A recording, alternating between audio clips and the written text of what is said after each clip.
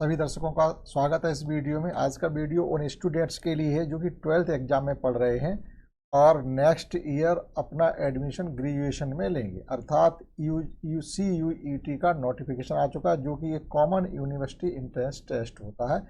अब इसके द्वारा ही आपको ग्रेजुएशन में एडमिशन मिलता है अगर आप अच्छी यूनिवर्सिटी में एडमिशन चाहते हो तो। उससे रिलेटेड ये वीडियो है। आपको इसमें एक इन्फॉर्मेशन ये मिलेगी कब तक हमारे फॉर्म अप्लाई होंगे, कब टेस्ट होने की चांस है, क्या फीस रहेगी, क्या सब्जेक्ट हमारे पास होंगे। तो इसमें एक ये इन्फॉर्मेटिव वीडियो है उन स्टूडेंट के लिए जो 12th में अभी बोर्ड एग्जाम में बैठेंगे 2026 में। आफ्टर दैट उनका एग्ज़ाम होगा, एक कॉमन टेस्ट होता है किसी भी यूनिवर्सिटी में इंट्रेंस लेने के लिए, किसी भी यूनिवर्सिटी में अपना ग्रेजुएशन का एडमिशन लेने के लिए। तो आइए इसको समझते हैं। तो ये क्या है, आपका नेशनल टेस्ट एजेंसी जो होती है वो इस टेस्ट को कंडक्ट करी, अर्थात इस टेस्ट को कराने वाली है। राष्ट्रीय परीक्षा एजेंसी एक है, ज़्यादातर परीक्षाएं अब इसी एजेंसी के तहत होती हैं। ठीक है, तो इन्फॉर्मेशन बुलेटिन आपका common university test CUET full form यहाँ लिखा हुआ PG UG अर्थात अंडर ग्रेजुएट, और यहाँ पर अगर PG लिखा होता तो इसका मतलब था पोस्ट ग्रेजुएट के लिए 2026। तो इस पर इन्फॉर्मेशन ये है कि आपका वैसे ये मार्च में ज़्यादातर फॉर्म निकलते थे, इसकी नोटिफिकेशन आता था और मार्च में फॉर्म फिलअप होकर के मार्च में डेट इसकी क्लोज हो जाती है। लेकिन अब की बार क्या है, बहुत जल्दी किया है। तो online submission of application form, यानी आपको अपने फॉर्म ऑनलाइन अगर करने हैं तो इसके लिए 3 जनवरी से आपके फॉर्म स्टार्ट हो गए हैं, जो कि 3 जनवरी रात के 11:50 से। After that last date of the successful transaction of fee through credit, debit card या नेट बैंकिंग, जैसी भी अपनी आप फीस जमा करते हो उसके लिए लास्ट डेट आपकी रहेगी 31 जनवरी 2026, यानी 31 जनवरी तक आप अपनी फीस सबमिट कर सकते हो। अब होगा क्या, इसमें ऐसा नहीं है, इसका देखो नोटिफिकेशन है और एक ऐसी जानकारी भी है जो इसको पहले अच्छी तरीके से आप समझ लें कि कौन सी यूनिवर्सिटी है, क्या सब्जेक्ट है। जल्दबाजी में फार्म डालने की कोई ज़रूरत नहीं, अच्छे से इसका नोटिफिकेशन पढ़ने, बहुत बड़ा नोटिफिकेशन है। आफ्टर दैट ही आप इसमें फॉर्म अप्लाई करें, काफ़ी आपको टाइम दिया गया।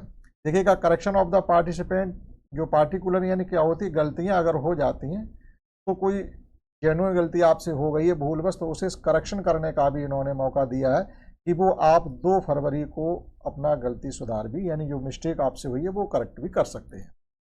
आफ्टर दैट वो कह रहे हैं announcement of the city of the examination, आपका एग्जामिनेशन शहर कौन सा होगा, to be announced later on the website. ये आपको वेबसाइट में बाद में वो बताएंगे, अभी वो नहीं कह सकते हैं कि किस शहर में आपका एग्जामिनेशन होगा। Download admit card from NTA website, ये जो आपका डाउनलोड एडमिट कार्ड अपना डाउनलोड करेंगे वो NTA की वेबसाइट से ही होगा, ना कि यूनिवर्सिटी की वेबसाइट होगा। यूनिवर्सिटी की वेबसाइट अलग है, NTA ये तो परीक्षा कराने वाली एजेंसी का ये नोटिफिकेशन है, हम उसको पढ़ रहे हैं। ABA to be announce later on the website, ये वेबसाइट पर आपको बाद में पता चल जाएगा कि एडमिट कार्ड कब डाउनलोड होंगे। डेट ऑफ एग्जामिनेशन उन्होंने लिखा हुआ है 11 to 31 मई 2026 टेंटेटिव, मीन्स क्लियर नहीं कह सकते किस डेट को हमारा एग्जाम होगा, लेकिन उन्होंने कह दिया कि 11 मई से लेकर 31 मई के बीच में कोई डेट हम रखेंगे, उसमें आपका हम एग्जाम कंडक्ट करवाएंगे। Display of the record response of answer keys, exam होने के बाद जब आंसर की हुए कब देंगे वो बाद में बताएंगे, वेबसाइट पर अभी नहीं बता सकते हैं। वेबसाइट्स क्या है, ये CUET की वेबसाइट है जो कि मेन है, आपको जाकर के इस पर जाकर के पूरी जानकारी लेनी है। ये जो पूरा ये तो इनका है NTA वालों का, लेकिन आपको और ज़्यादा जानकारी चाहिए तो आपको CUET की वेबसाइट पर जाना पड़ेगा। Declaration of result of NTA website, ये भी आप अपनी वेबसाइट पर बाद में बताएंगे, डाउनलोड कर देंगे, उस पर आपको पता चले। ठीक, ये मुख्य डेट है, यानी 3 जनवरी 2026 से 31 जनवरी 2026 के बीच आपको फार्म भर लेना है। लास्ट डेट के लिए नहीं बैठ रहे, क्योंकि लास्ट डेट पे क्या होता है, फिर आपका सर्वर डाउन हो जाता है, कहीं वेबसाइट क्रैश होती है। तो इसलिए क्या करें, अभी 1-2 दिन में इसकी अच्छी से जानकारी ले लें, आफ्टर दैट ही आप इसमें अपना फॉर्म अप्लाई ऑनलाइन करेंगे। आगे देखते हैं इसमें क्या है। अब नेक्स्ट में क्या है कि आपकी फीस किस प्रकार से लगेगी। देखिएगा, यहाँ लिखा हुआ जनरल यानी अनरिजर्व्ड के लिए 1000 फीस है, लेकिन किन के लिए, 3 पेपर के लिए। 3 पेपर के लिए आपकी कंपलसरी रहेंगे 3 पेपर, उसके लिए 1000 आपको फीस देनी पड़ेगी। और आफ्टर दैट आप इसमें जो भी एडिशनल सब्जेक्ट रखते हैं फॉर ईच एडिशनल सब्जेक्ट उसके लिए आपको 50 रुपये बढ़ते चले जाएंगे। अनरिजर्व के लिए बात कर रहे हैं हम, यानी आपने 2 सब्जेक्ट बाद में और बढ़ाए हैं तो आपको टोटल फीस 400 800 यानी 1800 यानी 1800 रुपये आपको पे करने पड़ेंगे। इसी प्रकार से ओबीसी और ईडब्ल्यूएस के लिए 900 रुपये हो जाएगी। फिर 375 रुपये पर एडिशनल कोर्स के लिए है। SC ST PWD PWBD third gender इनके लिए 800 रुपये है और 350 नेक्स्ट एडिशनल कोर्स के लिए है। और सेंटर्स आउटसाइड ऑफ इंडिया उनके लिए अलग से है। ठीक है। और नेक्स्ट में कहा जा रहा है आपका रजिस्ट्रेशन के लिए आपको CUET की वेबसाइट पर जाना पड़ेगा। इस वेबसाइट से जाकर के आप अपना रजिस्ट्रेशन करेंगे।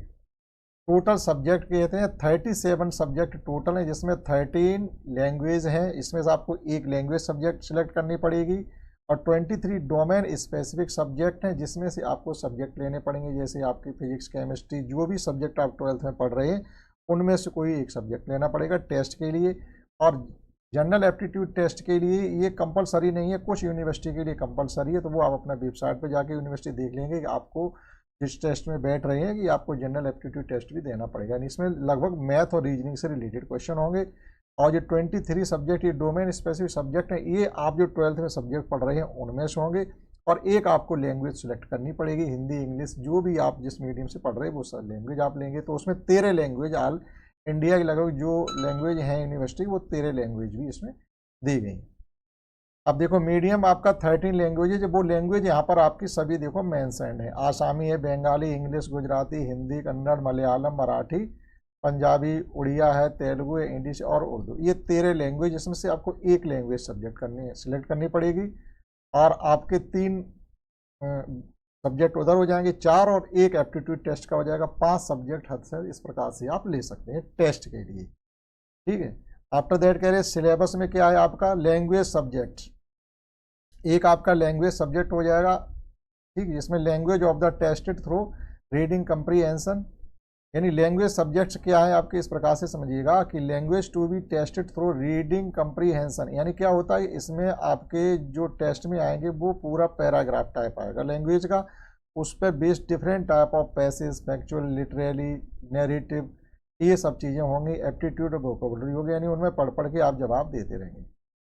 इस प्रकार से भी आएगा। डोमेन सब्जेक्ट में आपका क्या आएगा एज पर NCERT सिलेबस, जो सब्जेक्ट आप पढ़ रहे हैं 12th में वही आपके NCERT के उनसे मिलेगा। जनरल एप्टीट्यूड टेस्ट में क्या होगा आपका, उसमें आपकी जनरल नॉलेज होगी, करंट अफेयर होगी, जनरल मेंटल एबिलिटी होगी, न्यूमेरिकल एबिलिटी होगी, क्वांटिटेटिव रीजनिंग होगी, simple application of basic mathematics, concept, arithmetic, algebra, geometry, mensuration, statics, logical and analytical reasoning. यानी एक तरीके से अगर आप जनरल एप्टीट्यूड टेस्ट में बैठते हैं तो आपको गणित लगभग आना चाहिए, गणित और रीजनिंग में है, यानी गणित का बेसिक कोर्स आपको आना चाहिए। ठीक है। आफ्टर दैट है choice of test paper, candidate choose up to maximum 5, आप 5 सब्जेक्ट मैक्सिमम सिलेक्ट कर सकते हैं, इंक्लूडिंग एक language, general aptitude test respective of the subject opted class 12th। इसका मतलब ये है कि क्लास 12th में जो सब्जेक्ट आपने पढ़े उसके लिए आपको ये पता करना पड़ेगा कि कुछ देखो यहाँ लिखा हुआ है एक तरीके से स्टार में, यहाँ स्टार लगा हुआ है 12th पर कि candidate may select the subject based on the eligibility criteria of the programme the desired university. ये देखना पड़ेगा कि आप किस यूनिवर्सिटी में टेस्ट अपना एडमिशन लेना चाहते हो, वो यूनिवर्सिटी क्या उन सब्जेक्ट का टेस्ट ले रही है कि नहीं ले रही। तो थोड़ा वो जानकारी आपको उस यूनिवर्सिटी वेबसाइट पर जाकर के लेनी पड़ेगी। ठीक, तो हद से तो आप इसमें 5 सब्जेक्ट ले सकते, एक लैंग्वेज हो गया, 3 आपके कोर्स के हो जाएंगे। और ये देखना पड़ेगा कि कौन सी यूनिवर्सिटी में आप एडमिशन चाहते हैं, वो यूनिवर्सिटी क्या आपका जनरल एप्टीट्यूड टेस्ट ले रही है कि नहीं ले रही। सभी नहीं ले रही, कुछ यूनिवर्सिटी ही लेती हैं। तो आपके ऐसे करके 5 हो जाएंगे, नहीं तो आपका 4 से काम, या 5वीं की जगह आप उस जनरल जगह आप दूसरा कोई एडिशनल सब्जेक्ट रख सकते हैं। ठीक है। अब मार्किंग स्कीम इसकी क्या है, करेक्ट आंसर के लिए आपको 5 नंबर मिलेंगे। आपने जो सही जवाब लिखा उसके लिए 5। There will be negative marking for each incorrect answer 1। Negative marking भी होगी, अगर आपने गलत किया है तो 1 मार्क आपका सही में से वापस हो जाए। जैसे आपने मान लीजिएगा कि 2 क्वेश्चन किए, आपने क्वेश्चन किए हैं 2 क्वेश्चन किए 5 और 5 आपके इस प्रकार से 10 नंबर आने चाहिए, लेकिन आपने एक सही किया एक गलत किया तो 5 तो आपके हो गई है, लेकिन गलत का इसी में से एक कटेगा, आपके नंबर रह गए 4। इसका मतलब ये हुआ अगर आपको सही जवाब नहीं आ रहा तो आप उसको नहीं करें। इन केस अगर वो आपका अंदाज के चक्कर में आपने उसको टिक किया, टोटल एमसीक्यू टाइप होंगे तो आपके सही में से नंबर जाने वाले हैं। होगा क्या, इसके लिए जो भी आप तैयारी अपनी इंटरमीडिएट के भी बोर्ड एग्जाम की कर रही है उसे आप थोड़ी सीरियसली करने लगे, क्योंकि जो एमसीक्यू क्वेश्चन होते हैं वो ऐसे मिलते नहीं हैं, उनको आपको थोड़ी डीपली सब्जेक्ट को पढ़ना पड़ता है, तब जाकर के आपको जो एमसीक्यू टाइप क्वेश्चन होते हैं वो बनते हैं, तभी आप उनको कर पाएंगे। आपने हवाबाजी में कोर्स को पढ़ा है तो आप समझ लें कि ये आपके लिए टेस्ट फिर कठिन हो जाए। सीरियसली अभी से आप उसको पढ़ना शुरू कर दें, क्योंकि टेस्ट मई में होगा जाके, आपके पास काफ़ी टाइम है। तो अच्छे से बोर्ड की तैयारी करें, तो बोर्ड की जो अच्छे से तैयारी करेंगे तो आप समझिएगा इसकी टेस्ट की तैयारी अपने आप हो जाएगी। इम्तिहान देने के बाद इसके लिए आपको फिर 2 महीने मिल जाएंगे, तब आप इसमें टेस्ट दीजिएगा, तो कुल मिलाकर के आप इस टेस्ट को फाइट कर जाएंगे। अब लिखा हुआ mode of exam. Mode of exam का मतलब ये है कि कंप्यूटर बेस्ड टेस्ट होगा, सीबीटी, यानी आपको एक कंप्यूटर सेंटर पर बुलाया जाएगा। जब आपका एग्जाम होगा तो वहाँ आपको एक कंप्यूटर मिलेगा, आप उस पर टिक करेंगे, क्वेश्चन पेपर आपका खुल जाएगा आपके मोबाइल पर या किसी पे भी, नोटिफिकेशन या जो भी पासवर्ड वगैरह उनका जो सिस्टम होता होगा वो उनकी बात है, वहाँ आपको कंप्यूटर बैठ के पेपर करना पड़ेगा। Total question per paper 50 question for each test paper. आपके जितने भी टेस्ट होंगे उनमें सभी में 50 क्वेश्चन आपके आएंगे। ऑल क्वेश्चन आर कंपलसरी होंगे, सभी क्वेश्चन करना अनिवार्य होगा। Duration of the each test paper, यानी 50 क्वेश्चन आपको 60 मिनट में निपटाने होंगे। बहुत है 60 मिनट, क्योंकि लिखना तो कुछ है ही नहीं आपको, जवाब आ रहा टिक करिए, नहीं आ रहा आगे बढ़िए, सीधी सी बात। अब कितनी देर लगेगी? 50 क्वेश्चन को अगर आप सही से करते तो मोस्टली आपको 20 मिनट करना, 20 मिनट भी काफ़ी हैं, 20 मिनट भी आप ये मान के चलिए काफ़ी है। 60 मिनट यानी 10 मिनट तो ज़्यादा दे रहे हैं, ठीक है। 50 क्वेश्चन के लिए 60 मिनट ज़्यादा दे रहे हैं। एमसीक्यू टाइप अगर आपको अच्छे से आते, कितनी देर क्वेश्चन पढ़ के ठीक ही तो करना है, वहाँ पर क्लिक करिए आगे बढ़िए, क्लिक करिए आगे बढ़िए, कर सकते हैं। लेकिन फिर भी उन्होंने काफ़ी टाइम दिया, आप अच्छे से पेपर पढ़ करके समझ के करिएगा। आगे लिखा हुआ shift. The examination will be conducted in the multiple shift. Multiple shift का मतलब ये है कि ये नहीं कि आप बैठे हुए आपको पूरा पेपर करा दिया जाए 5 के 5, नहीं। वहाँ सेंटर पर कितने स्टूडेंट हैं, उन सेंटर वालों का अपना जो भी क्राइटेरिया होगा कराने का या एनटीए का जो भी गाइडलाइन होगी उनके अनुसार पेपर होगा। आपका मल्टीपल शिफ्ट में पेपर होगा, 5 पेपर होंगे, तो आपका ये नहीं एक ही बार आप बैठे 5 घंटे में करके निपटोगे, नहीं। एक पेपर हो जाएगा, दूसरे के लिए आपको दूसरी शिफ्ट दी जाएगी, तब आपका पेपर होगा। Depending on the number of the candidate in subject choice, कि आपने क्या सब्जेक्ट चॉइस की है और वहाँ पर सेंटर पर कितने कैंडिडेट एग्जाम देने के लिए आए हुए, उस पर ये निर्भर करता है। आप समझ पाए होंगे इतनी चीज को। चलिए आगे समझते हैं। नेक्स्ट इसमें हमसे ये कहा गया है, multiple application form submitted by candidate will not be accepted and will lead to candidate.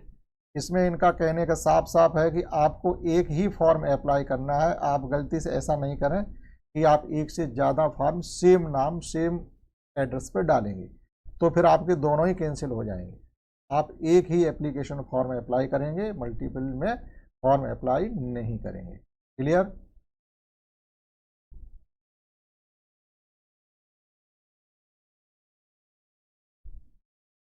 जो भी आप फॉर्म अप्लाई करेंगे वो सब आपके ऑनलाइन मोड से होंगे और किसी दूसरे तरीके से आपका कोई फॉर्म एक्सेप्ट नहीं किया जाएगा। टोटल ऑनलाइन है आपका, ऑफलाइन कुछ भी आपका एक्सेप्टेड नहीं है। यहाँ पर एक बार फिर बताया गया, स्कीम ऑफ एग्जामिनेशन में लिखा हुआ है कि टोटल सब्जेक्ट आपके 37 है, उसमें 13 लैंग्वेज यानी एक आप लैंग्वेज सिलेक्ट करेंगे। 23 डोमेन स्पेसिफिक सब्जेक्ट के कोर्स होंगे, उसमें से आप कोई 3 या 4 ले सकते हैं। अगर 4 इधर लेंगे तो एक इधर हो जाएगा, 5 से ज़्यादा ले नहीं सकते अगर आपका जनरल एप्टीट्यूड टेस्ट नहीं है तो।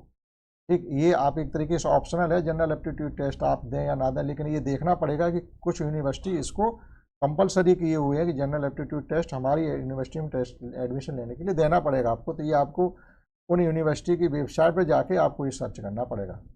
चॉइस ऑफ सब्जेक्ट कैंडिडेट्स में choose up to maximum 5 subject. आप अधिक से अधिक 5 सब्जेक्ट का चयन कर सकते हैं, इंक्लूडिंग लैंग्वेज होगी उसमें, और जनरल एप्टीट्यूड टेस्ट होगा of the subject opted in class 12th, और जो आपके क्लास 12th के सब्जेक्ट हैं उनके अनुसार।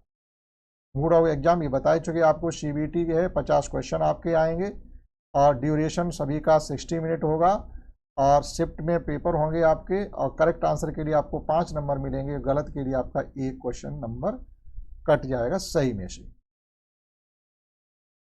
और क्वेश्चन पेपर का पैटर्न आपका देखो लिखा हो, ऑब्जेक्टिव टाइप मल्टीपल चॉइस यानी MCQ टाइप आपके क्वेश्चन आएंगे इसमें। Test subject covered with CUET, list of the languages, domain specific subject, general test, CUET आपका ये सब इसी में गिवन है, देख लीजिएगा एक बार जो भी यूनिवर्सिटी है वो, और जो भी आपके सब्जेक्ट हैं सब अलग अलग भी दिए गए। अब ये तो गिनती केवल बताई जा रही है, आप इस नोटिफिकेशन को पढ़ते जाइए, टोटल इसमें गिवन है। ये एलिजिबिलिटी क्राइटेरिया है कि इसमें अप्लाई कौन कर सकता है, लिखा हुआ for appearing CUET UG 2026 there is no age limit candidate. Candidate की इमेज जो एज है उसके लिए कोई क्राइटेरिया नहीं है, आपकी लिमिट एज की नहीं है। Candidate who passed 12th class equivalent examination और appearing 2026 can appear CUET exam. आप 12th क्लास पास कर चुके हैं या इस वर्ष अपियर होने वाले हैं, आप इसमें फॉर्म अपना अप्लाई कर दें। इन केस आप 12th कर चुके हैं या इस वर्ष आप अपियर हो रहे 12th के एग्जाम में बोर्ड में, तो आप इसमें फॉर्म अपना अप्लाई कर सकते हैं। लेकिन इन केस अगर 12th में आप फेल हो जाते तो आप इस टेस्ट में बैठ नहीं पाओगे, ये ध्यान रखिए। तो आपको पास होना पड़ेगा इसके लिए, ठीक है।